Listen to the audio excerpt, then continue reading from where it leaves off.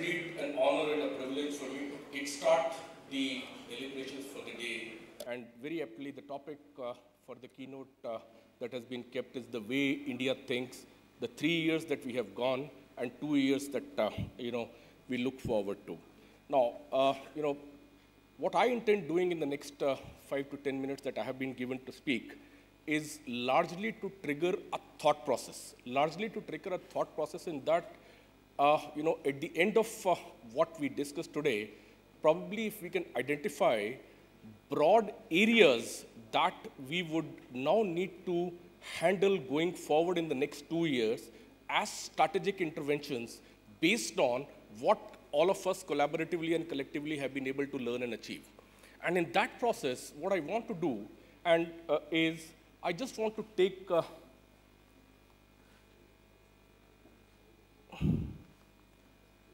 you through 3 things.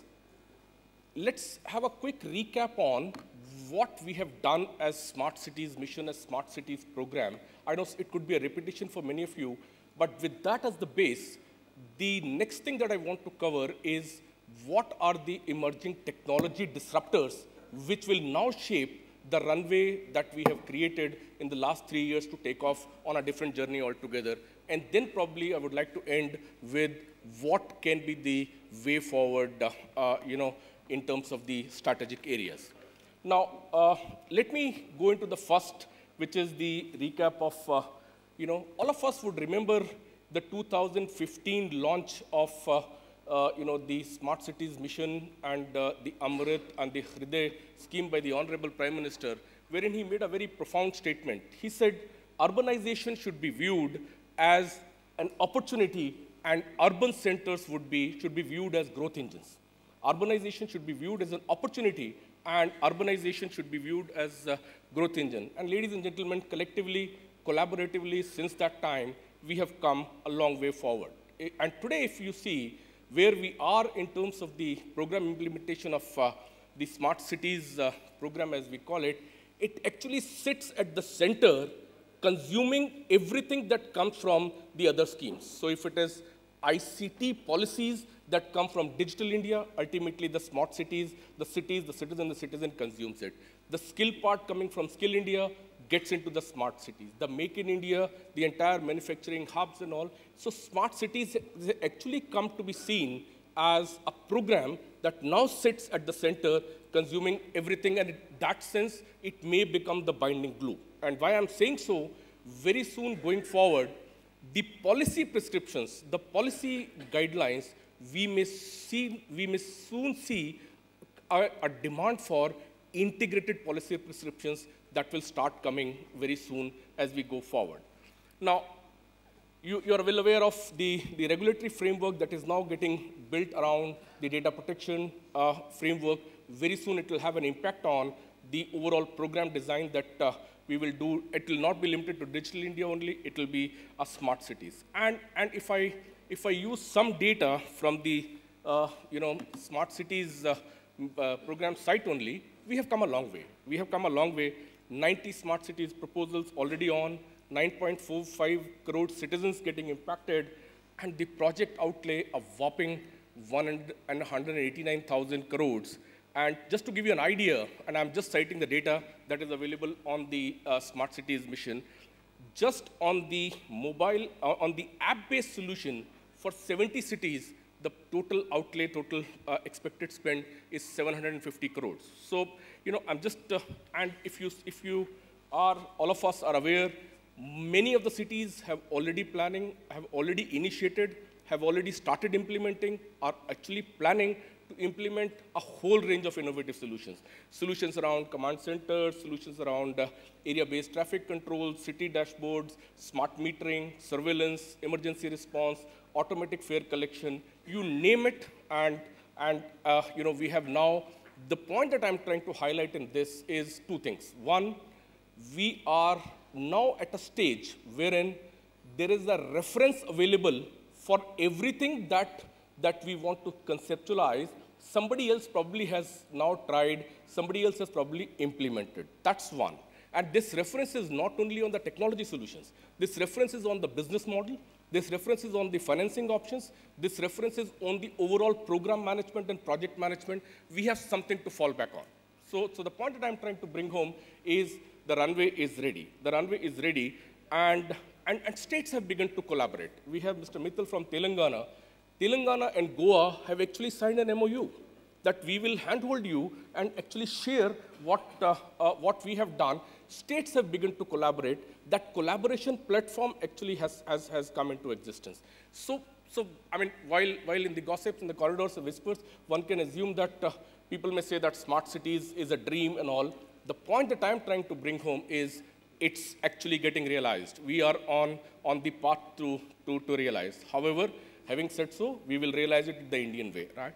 Now, let me come to the second point that I want to highlight is the whole disruptors in terms of technology, Each one of us sitting in this room, sitting in this hall, today is aware as to why emerging technologies have a transformational role. Why? A recent study by Accenture suggested that technologies like artificial intelligence have a potential to double the GDP growth rate of select economies by 2035.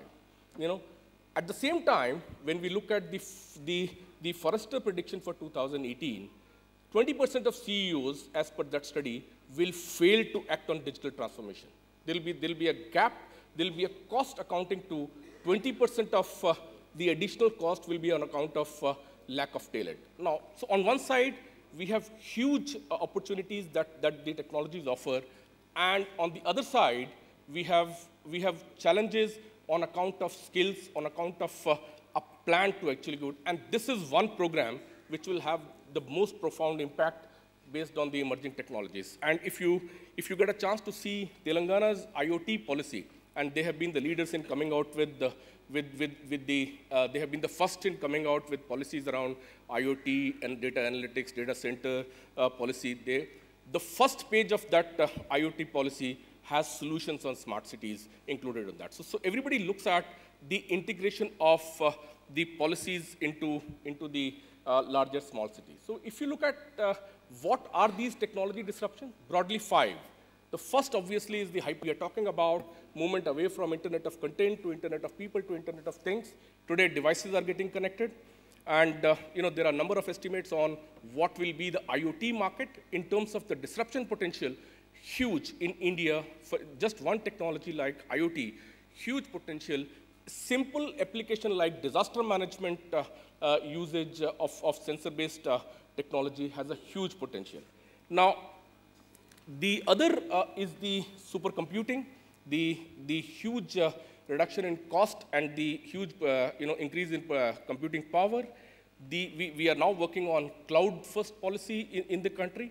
Now, that actually brings in as to these technologies, what will these offer?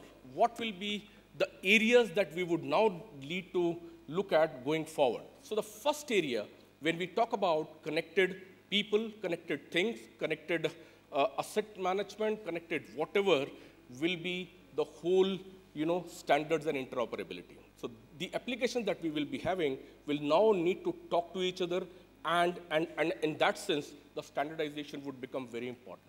Second, and the most profound for developing countries like India and emerging economies like India, is the whole challenge around work organization and redesign on account of the emerging technologies. Today, in the paper, if you have got a chance to see, Niti Aayog is actually recommending a fund for reskilling workers who may be affected by the job losses. Now, this is a debatable point whether it leads to job losses and alternative job creation, the difference between, that's a debatable point. However, that would remain.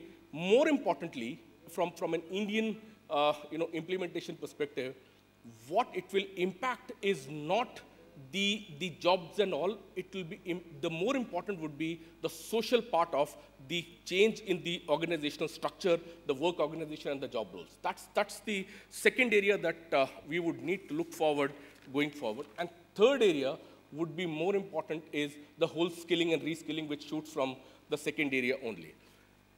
The other area that will very soon be requiring attention will be the whole regulatory framework. With the emerging technologies, the contract, and today for my data loss, with you in a contract, I am responsible. I'm responsible because you have a contract with me.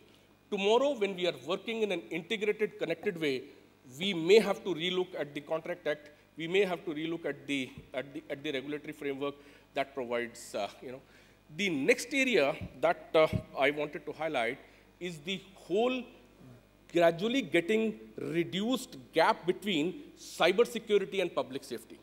Now, as we talk about smart cities, any challenge on cybersecurity may not limit itself to a cyber challenge. It may have a challenge in the overall public safety aspects, and very soon when we see, my own assessment is the policy prescriptions about public safety and cybersecurity may soon get merged. And the last area that I wanted to highlight is the whole modeling that we may need to do for complex systems as we will evolve. And that's where India will have an opportunity in terms of creating skill base, which will be able to create these models of complex systems that we will be able to design. Now, so then this brings us to what should we do? And I just want to highlight few areas, that we may take it forward. The first, and obviously the foremost, is creating an enabling policy support. And if you see, states have begun to take the lead. Jharkhand, Andhra, Telangana, all of them have come out with IoT policy. We are waiting for a national IoT policy. The draft came out, and it had a huge component of smart cities. Policies around IoT, artificial intelligence, data analytics would definitely give it a push in terms of the second thing that we in India that would be a big plus is now is the time in smart cities program that we need to institutionalize what is called the horizontal transfer. That is, each state, each city, each district, or each municipal administration need not reinvent the wheel. And enough references are available. I think if we institutionalize the horizontal transfer from all stakeholders' perspective, government, municipal administrators, industry, this will be a fantastic way to do an innovative, faster application rollout in India. The third area that I wanted to highlight as a way forward for thought process is we have spoken enough on smart cities about capacity building, and all of us have heard innumerable times that we are short of capacity to actually absorb technology and do this. My point is, let's move away from this thinking of capacity building and rather create a culture of culture building exercise. Now, how do we do that? How do we do that? The best way to do, I think states like Gujarat did this, implement systems for the back end in place, and as people work, as stakeholders work, they would actually be using that, and that will create a culture for the infusion and adoption. So that's a third area. Fourth area, obviously, is a request and a proposal that let's involve industry early. Let's involve industry, and at smart cities, to some extent, have seen this thing. And the final point that I wanted to make is the procurement. And it's very essential in things like, in applications like smart cities, the global innovation is maintained intact while we are building the local capacity. So we have Make in India, preferential orders coming out. It's very essential that we actually keep these as the, global innovation as intact. And the final area is the skill building. And we did a survey as SAP, we did a survey and we identified few areas where there is a tremendous shortage likely in the skill. And what are these areas? The digital security, mobile technologies, artificial intelligence, business change management, big data analytics. In fact, to the extent of availability, I would like to highlight artificial intelligence, the skill availability is only 21% availability. That's the survey that we did, and most of it was across country.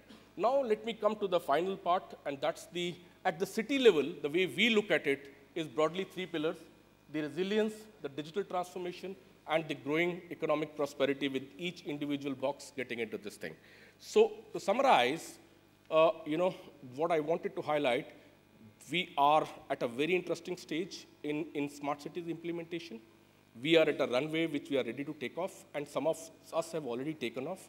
There are technology disruptors which will highlight.